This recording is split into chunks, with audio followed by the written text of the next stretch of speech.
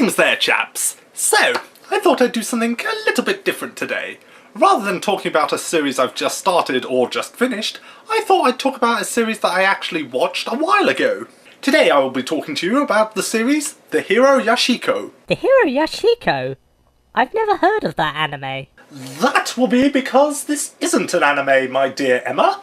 No, rather this is a live-action Japanese comedy, and a very hilarious one at that. This was a series that had me in fits of laughter.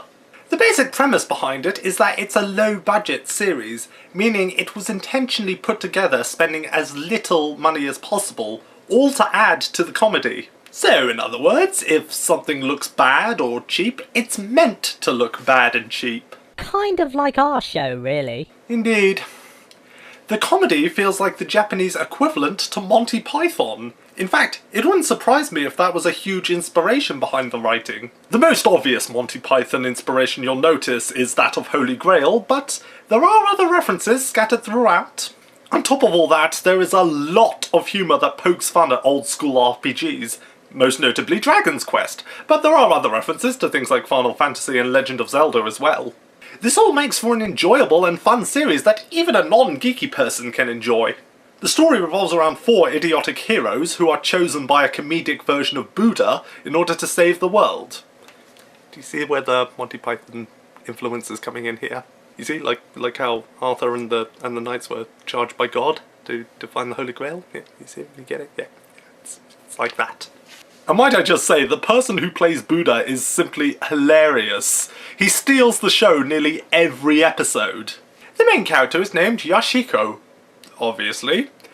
He's a dim-witted hero who only seems to be able to fit one task in his mind at a time, which often causes him to forget about what his main quest is, and causes Buddha to have to reset his memory using his Buddha beam. Accompanying Yoshihiko on his journey are Danjo, an old perverted warrior who often falls victim to the attacks of cute furry animals.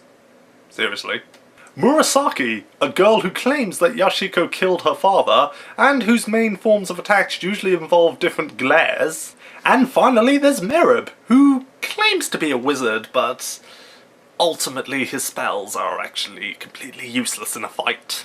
For example, one of his favourite spells is called Sweets, which literally gives his opponents a craving for sugary products. Oh, and Merib's normally the character who points out holes in the plots, or calls out Buddha for not giving them any actual wise advice despite being, well, you know, Buddha. Each of these characters were a delight to watch, and there wasn't a single moment where they didn't make me laugh. Most of the time they conquer their problems through sheer dumb luck. But there's something to like about all of them, and they'll all make you smile at least once per episode. It's hard to talk in depth about a comedy series that really doesn't take itself seriously at all, but I think you get the general idea. It's a hilarious series, and it gets a high recommendation from me. Go and watch The Hero Yoshihiko and the Demon King's Castle, the first season of the show, and then go and watch The Hero Yoshihiko and the Key of the Evil Spirit. Trust me, they're both hilarious. Wait a minute, hold on! What is it, my dear? You said this was a live-action Japanese comedy, right? So, therefore, it's not something that would be dubbed. Yes, that's right. Ergo, the only way to watch it is subtitled. Indeed, that's sound logic, Emma. You're quite the investigator, you are. In any case, have you seen the result when they try to dub live-action foreign programs? It's not a pretty sight. My point is that you, the dub enthusiast, actually watched something subtitled. Well, I never said I was against reading subtitles, Emma. Yes, you did! Oh, did I? I can't remember. Oh, that must have been when I was putting on that persona. Well, what can I say, Emma? Times have changed. Heck, my vastly different personality would show you as much. This is a new kind of KHF. Oh, I don't have a problem with reading subtitles. In fact, I've grown quite used to it. There are even various anime I'd prefer to watch subtitled. I feel like I don't even know you anymore. Well, in any case, be sure to watch The Hero Yoshihiko. You won't regret it.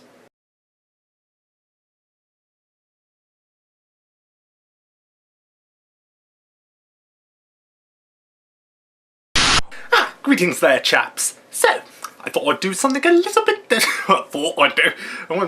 semi-cockney there. He's a dim-witted hero who really only seems to be able to fit one task in his mind at a time, so that means he often forgets what his actual quest is, and that... blah, blah, blah, blah.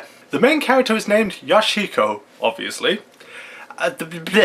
Accompanying Yoshihiko on his journey are Danjo, an old perverted warrior who often falls victim to the attacks of cute Go and watch the Hero Yoshihiko and the Demon King's Castle, the first season, and then go and watch the Hero Yoshihiko and the Key to the... something about a special key. Hey everybody, thanks for watching. I hope you enjoy the Hero Yoshihiko if you haven't already seen it, and if you have already seen it, it's a hilarious series, isn't it? Anyway, I just wanted to talk to you a moment about a new show that my cousin, whom you all know as Yuki, and I are going to be working on. Yes, this is going to be another video game series, and I know people don't really like it when I do video game related content. It's like, oh no, KHF is doing something different, heaven forbid. So I know a lot of you don't really watch my video game content, but this is for the few of you that do. So, Dragon Ball Xenoverse is coming out next week, and the two of us are planning to get it, and we're planning on starting a new show called Android Bandit Brothers. Basically, we're going to create our own characters in the game, and before you say anything to me, yes, we are aware that you can't actually create androids in the game. You can only have Saiyans, humans, Namekians, Margin, and Frieza's race. We are aware of that, but what we're going to do is create two human characters, and I think you can alter the voices to make them sound slightly robotic. So we're going to create two human characters and just say they're androids for roleplay purposes, just as a spot of fun. Oh, and you better believe we're going to make them look as ridiculous as possible. I'm looking forward to that. We're going to make them look just absolutely absurd. Basically, we're going to create our android characters, and we're going to play through the game's main plot, which I read somewhere that is going to be co-op, like online co-op, because we're going to be playing the game over Steam together. So I heard that that's online co-op, but I could be wrong, and if I am wrong, please correct me in the comment section. But and I mean, if we can't do that, oh well, I'll probably just play through it solo, and he'll play through it solo on his own time, and we'll do all the other things that we're going to do anyway. So basically, if we can, we're going to play through the story mode together, and after we're done with that, we're going to take our characters online and maybe do a bit of roleplay in the online servers, just maybe saying to people, hey, you're an android bandit brother territory now, eh? If you want to get through, you gotta pay us a fee, or you gotta fight us, come on. We're the android bandit brothers, bro, we own this turf. Obviously all in fun, we're not actually going to intentionally troll players, it's just a bit of roleplay fun, basically. And we'll probably also do the time quests together. As far as I understand, the time quests are based on different events in Dragon Ball history, and if I'm understanding this correctly, it's either you can do either like recreate the historical event, or you can change history. Or it might just be that some quests are historically accurate and others are alternative outcomes to the situation. Because like, I think there's one where you could either help Goku and Piccolo take down Raditz, or you can help Raditz to take care of Goku and Piccolo. So if it is the former and you get a choice of either or, then we're going to go for the latter. We're going to do the villainous thing. We're going to change history, basically, because we're not heroes. We're the Android Bandit Brothers. We're the bad guys.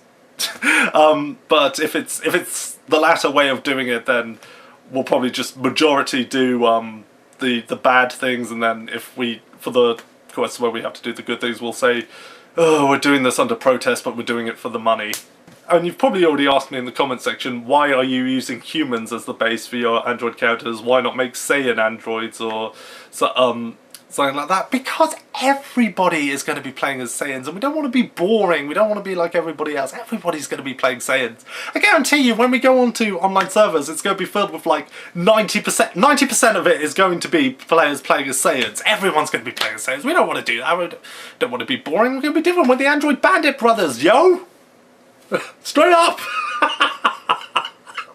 I've never talked like that in my life.